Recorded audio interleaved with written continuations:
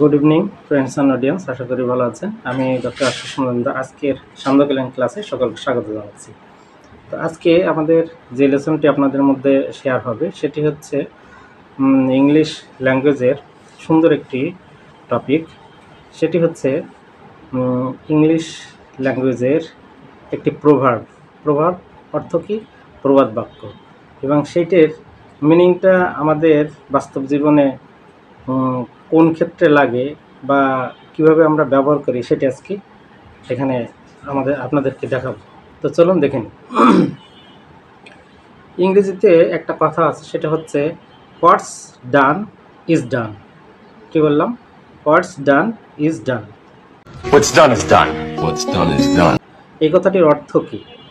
এই কথাটির অর্থ হচ্ছে যা হবার হয়ে গেছে, যা হবার হয়ে গেছে।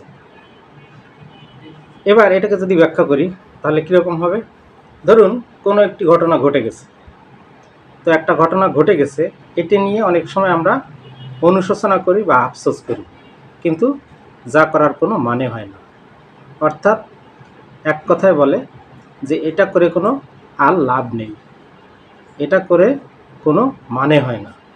ফর এক্সাম্পল, যা হবার হয়ে গেছে, সামনের দিকে এগিয়ে চলো। কি বললাম? যা হওয়ার তা তো হয়েই গেছে, এখন সামনে এগিয়ে চলো। What's done is done, go ahead. তো এই ছিল আজকে আমাদের লেসন। এই প্রবাদটি কীভাবে আমরা ইউজ করি বা ইউজ করতে পারি সেটা আজকে আপনাদের দেখালাম। লেসনটি কেমন লাগলো কমেন্ট করে জানাবেন। তো সবাই ভালো থাকবেন। শুভ সন্ধ্যা।